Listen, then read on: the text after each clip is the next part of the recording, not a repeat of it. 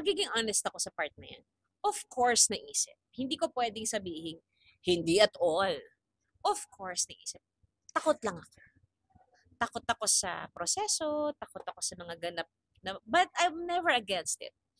I respect anyone who wanted to go under the knife or anyone who at some point would decide na they'd like some lift or something because that's them. That's what make them feel confident and that's what make them feel happy. Hindi ko naman din tinatanggal yung possibility na probably in the future mag-decide din ako, but I don't think kaya ko yung surgery. Probably non-surgicals like laser treatments, plancha-plancha, probably konting turok ng mga vitamins. As long as it's not permanent, I'm totally okay and fine with it. Kasi, gano'n naman talaga ang pag-evolve ng tao, hindi ba?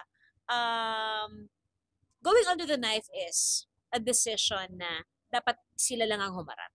And yun lang. Siyempre, may pain na kaakibat yan. Sabi nga nila, no pain, no gain. So, go ahead. Why not?